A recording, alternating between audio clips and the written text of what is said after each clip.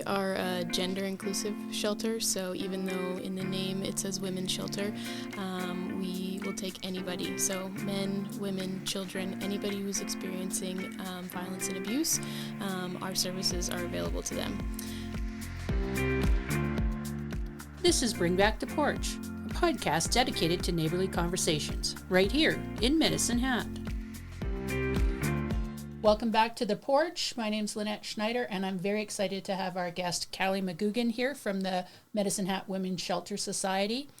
We're downtown, and I've noticed around downtown there's a lot of purple ribbons hanging out. Maybe could you tell us what those are for?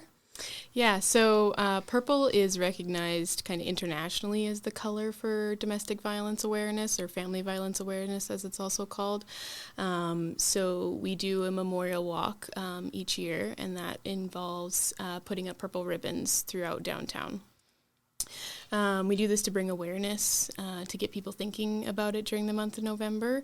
This year we were able to get purple ribbons not only downtown, but the Redcliffe Youth Center put up ribbons on Broadway in Redcliffe, as well as we've also had some schools put up ribbons as well. So Crescent Heights is putting up some ribbons, Roy Wilson, Hat High, and then the Hockey Academy at the Big Marble also put up some purple ribbons for us.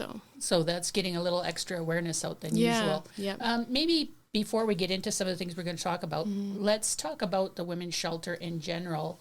Can you tell me who you provide services for and how long you've been around?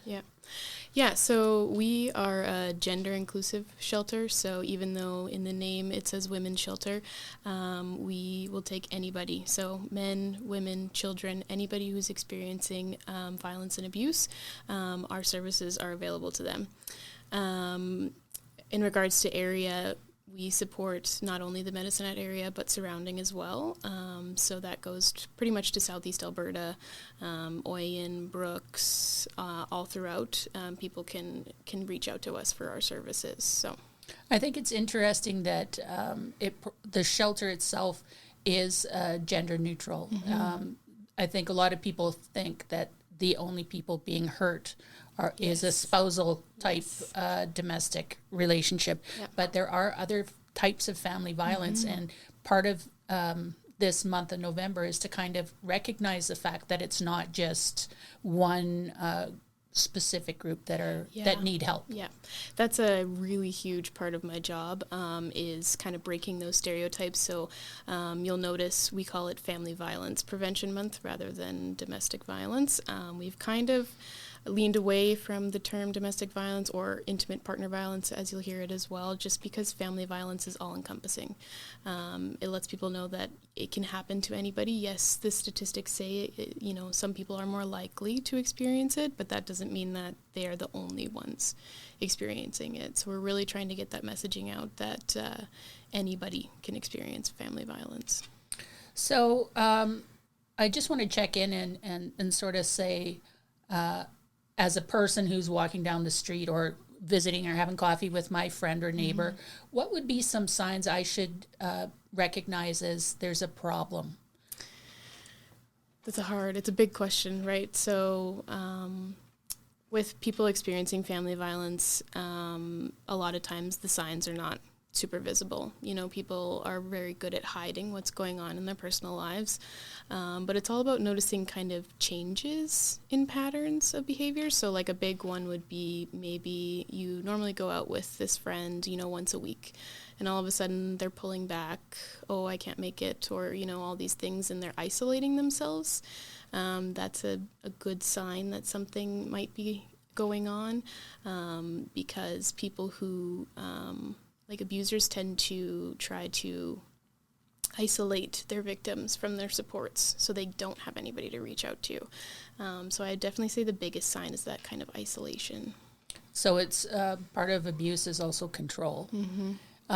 If you thought that a friend, you wanted to approach the subject with them, I'm assuming you need to be kind of gentle about it. Does the Medicine Hat Women's Shelter Society sort of have not a guidebook, but some help that you can reach out and say, hey, I think my friend needs help. What do I do? Yeah. So that's actually would be a really good question for our outreach workers. So we have kind of 3 divisions of our programs. We have the emergency shelter, a long stage shelter, and then our outreach services. So outreach is for people who don't necessarily need to flee and need somewhere to stay, but they could be having some questions about family violence. And so this is open to anybody. You could call one and say, can I talk to one of your outreach workers about, how to support a loved one who's going through family violence? How do I help them? That's definitely what our outreach workers are there for. And to paint a picture, this could be a girl in high school who has a new boyfriend who suddenly is being cut off from her friend group. And you're noticing something. This could be elders who maybe have moved into a new development or something, and suddenly all their patterns are changing. It's not necessarily spousal. Yes, it's not always that man beating wife kind of situation that the stereotype is. We are seeing a rise in elder abuse and teen dating violence.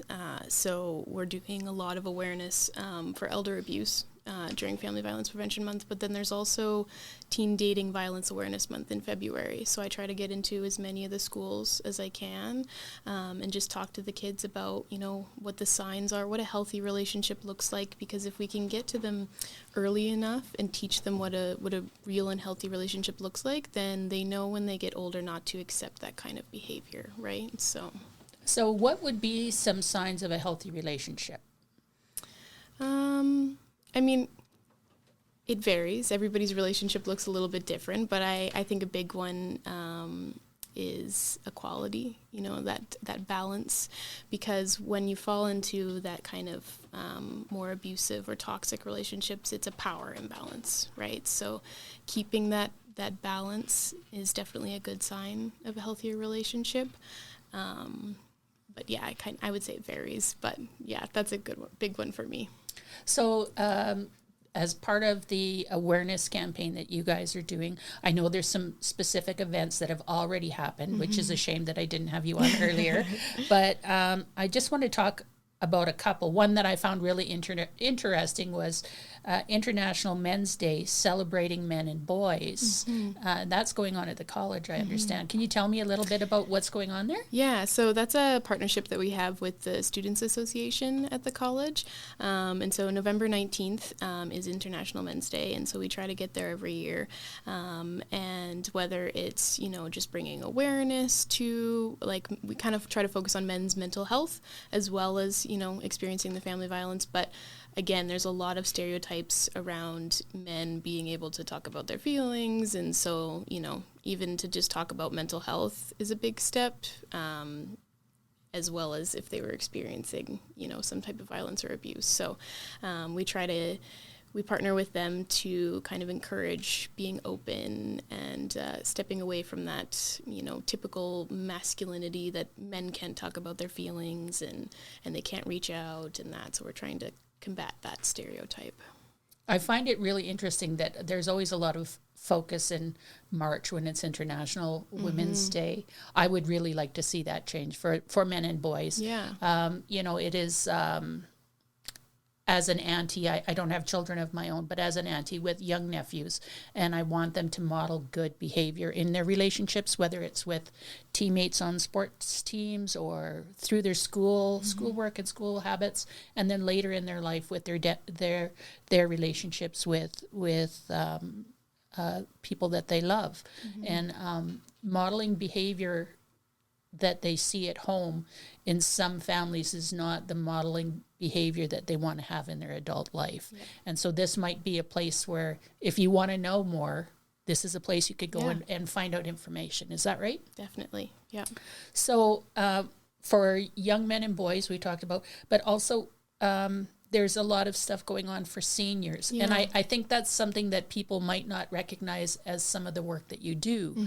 But again, seniors are in a very vulnerable position Yes. at times in their lives. And so I know you have something coming up at the Viner Center. Can you tell me about that? Yeah. So sadly, we are seeing an increase in elder abuse situations, whether it's, children or grandparents and grandchildren or parents and children, that kind of thing. We are seeing a rise in elder abuse in kind of general. And so this senior safety series that they're putting on at the Viner Center, me and Emma, our outreach intake worker, are going to present and talk to some of the people there just about the signs of elder abuse, because again, bringing that awareness, letting people know what that can look like, because a lot of times people may not realize that they're experiencing a form of abuse. I hear a lot, oh, well, they don't hit me, then it must not be abuse. There's many different forms of abuse. It doesn't always just have to be physical violence. So really trying to bring that awareness and letting them know that we are there for them. But it's not only going to be you, just not the women's shelter isn't the only partner, right? Yeah. There's other partners involved. Yeah, so I believe the Medicinet Police Service will also be there presenting. I believe it's the cyber crimes unit this year.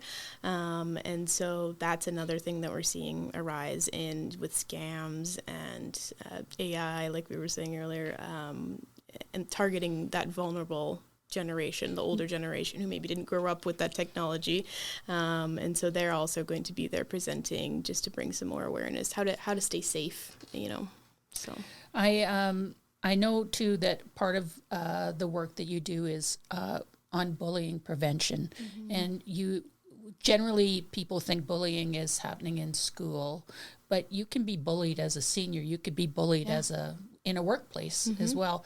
Could you maybe speak about your bullying prevention side of things? So I will say we do tend to focus more on the schooling side when it comes to that. And so we're trying to do monthly lunch and learns, as we call them, with the high schools. And so we'll go in and talk about different topics like boundaries or consent, healthy relationships.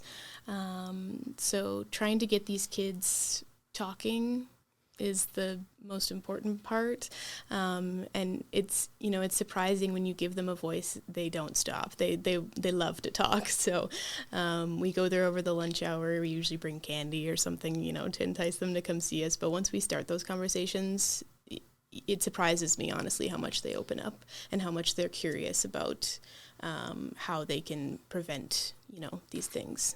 So if somebody was watching this, and let's say they're a parent and they have a school-aged child, and they want to talk about boundaries, is there resources within our community that they should be looking at? Is there anything at the shelter that they could do? Is this again an outreach type situation? I would say a little bit more towards outreach, or usually there's a worker within the school that we are kind of in contact with. Their title kind of varies by which school they're at or which school division. So, but there's usually a resource type worker within each school. That would probably be my first point of contact. However, they can reach out to us if they feel like we need to maybe come in and do a bigger presentation or a longer period of time, because the lunch hour is a quick, take and go kind of situation. But we also have done like full class period presentations on healthy relationships in like comm classes or health classes. If the school feels like, maybe these kids need a little bit more information. So Family Violence Prevention Month is 1 month out of the year. The Women's Shelter Society works 12 months a year. Yeah. We're coming up to, not only is it a stressful time for families at Christmas time, but you do have a situation where if somebody is leaving and they're coming into the shelter, they're probably going to need things. I know you've got your Christmas hamper program starting up. Maybe let's start with that. Tell me about the Christmas hamper program and how can people be involved? Yeah, so the Christmas hamper program it starts today till December 19th, I believe. And so this program, we used to call it Adopt a Family. Some people would think of like when you go to Walmart and you can take a name off of the tree and it's got a list of what, their interests are. We've kind of shifted to a different way in that we give out a list list of all these gift ideas, and we don't specify to each family. And so then when people donate the gifts, we set up almost like a depot, we call it. And so the parents get to go through and pick out the gifts for their children. And so it gives them that little sense of freedom versus, just being handed something and say, here's your Christmas presents. And it also kind of limits, if one family gets sponsored by, a regular working family, and then, a business comes along, those might look very different in what they can donate, right? So this just makes it a little bit more equal for everybody and ensures that everybody gets, a Christmas present and they get a choice in that. So if somebody wants to support the Christmas hamper program, we have the list of gift ideas online, and then they can bring them to either Sun Valley Honda or Davis GMC to drop off. But we also accept monetary donations as well. That goes a long way too. So there's multiple ways that people can support us through the Christmas hamper program. With these Christmas hampers, do the kids ever get to go around and find a present for their parent? So the parents, we make up a gift for the parents, kind of depending on when you're staying in shelter, you usually have one support worker who's your support worker. And so we'll make up the gifts for the adults, so they don't have to pick their own Christmas present, Yeah, it's always nice to get something that you don't know what it is when you unwrap it. Exactly, yeah. So I know also, besides this, there's a list of needs that the shelter always needs. Yeah. What kinds of things are you looking for right now? So every month we put out a monthly needs list, and so that kind of changes based on, how many children we may have in the shelter at a certain time, or if we're running out of a certain product. So when somebody stays in the shelter, we are providing all their basic needs. So that's clothing, hygiene, food. And so with that, sometimes we may need shampoo and conditioner, or during the summer when we've got the kiddos, some kids' lunch items.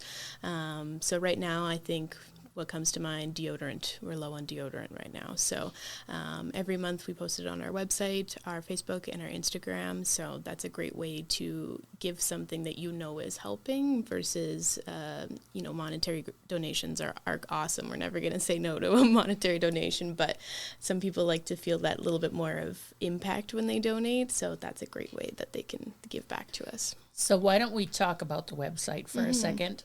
If you could tell us the website, and then when I produce this for the video, I'll put the lower third. But give us the website location. So the website is mhwss.ca, and you can find all of the information that you may need on there.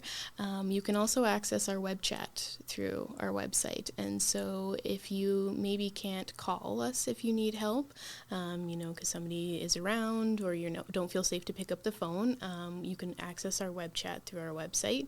And the really cool thing is we have a quick exit button. So if for some reason you need to get out of there and don't want anybody to know that you were on the web chat, you just click the button and it takes you to the weather. So, and then all of the information about all three of our programs is on there as well. And what we're looking for each month is all located on the website.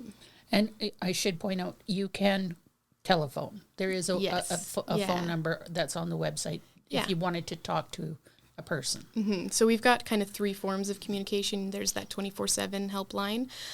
We have the web chat, and then we also have a text line, which is nice for the younger generation who, likes to text maybe more than pick up the phone. So, yeah. Well, I really hope that you have a very successful Family Violence Prevention Month, and I hope that people have learned something about your organization and the work that you guys are doing, and I hope that we don't need you at some point. That I know, yeah. It would be really nice if we could put I would you love out of to business. work myself out of a job. Yeah. Thank you so much, Callie. Thank you for having me.